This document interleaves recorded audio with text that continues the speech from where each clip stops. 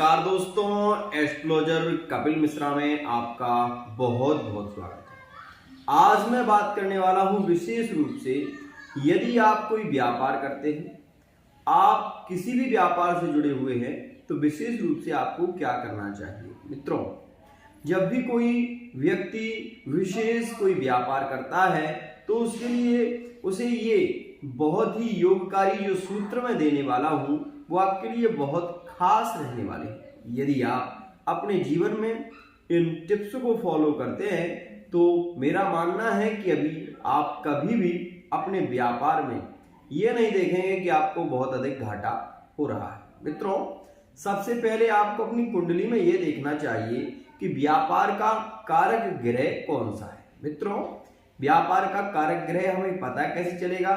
तो मित्रों, सीधी सी बात है, यदि सप्तम भाव में जो राशि है उसका जो स्वामी है यदि वो षष्ठम, अष्टम और द्वादश भाव में नहीं है और कर्म भाव में है या लाभ भाव में है या फिर भाग्य भाव में है तो मित्रों विशेष रूप से हमें व्यापार में लाभ उस ग्रह के कारण ही मिलेगा। मित्रों, जैसा कि ये कुंडली आप देख रहे हैं, इसमें आप ये देख रहे हैं कि ये मेष राशि की कुंडली है। इसमें व्यापार के जो कारक ग्रह माने जाएंगे वो शुक्र और विशेष रूप से बुध माने जाएंगे। मित्रों, बुध व्यापार का कारक माना जाता है, इसलिए हमें तृतीय भाव को भी देखना होता है। मित्रों, व्यापार में वृद्धि के योग विशेष रूप से शुक्र पार्टनरशिप में व्यापार देंगे।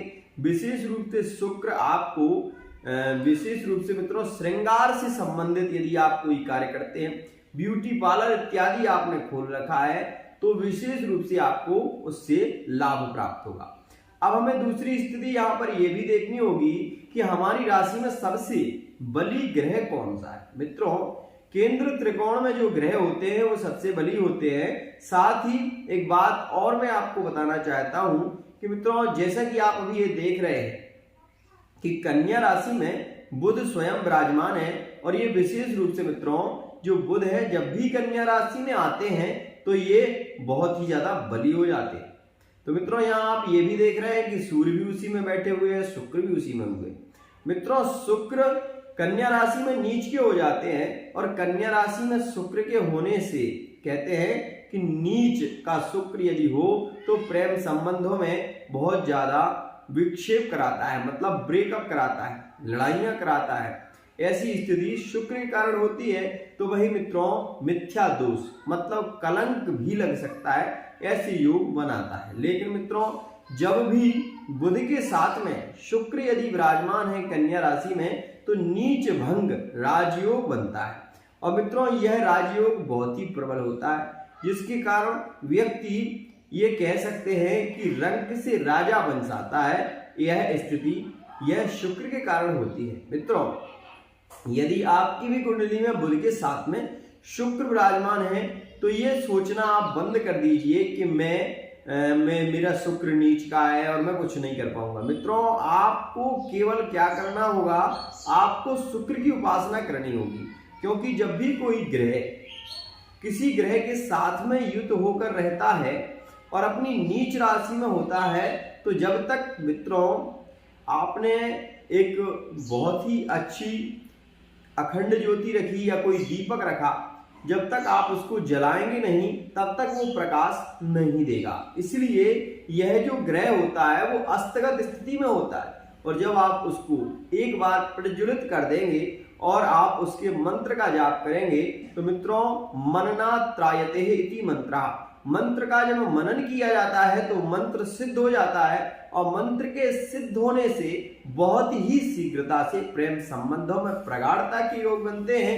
वही व्यापार में लाभ बहुत ही शीघ्रता से प्राप्त होने लगता है। मित्रों, कोई भी व्यक्ति यदि व्यापार करता है तो विशेष रूप से उसे गणेश जी की उपासना तो करनी ही चाहिए, चाहे वो कोई भी व्यक्ति हो। यदि वो व्यापार कर रहा है, गेहूं से संबंधित व्यापार कर रहा है, सब्जियों से संबंधित व्यापार कर रहा है या फिर मित्रों वो कोई ऐसा कार्य कर रहा है जैसे कि चमड़ा इत्यादि का व्यापार हो गया, तो विशेष रूप से उसे गणेश जी की उपासना अवश्य ही करनी चाहिए, क्योंकि व्यापार के कारक ग्रह वैसे गणेश जी ही माने गए हैं।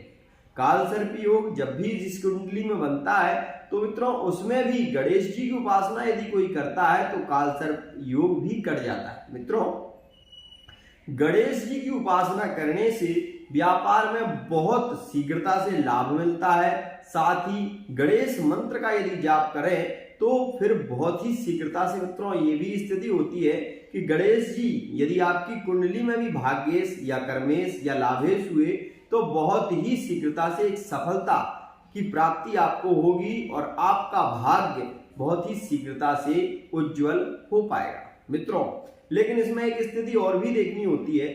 जब भी कुंडली में मित्रों कोई भी ग्रह यदि सप्तम भाव से जुड़ा हुआ है, साथ ही दृष्टि संबंध में है, तो मित्रों बहुत ही शीघ्रता से लाभकारी वो भी ग्रह होता है जो दृष्टि देता है।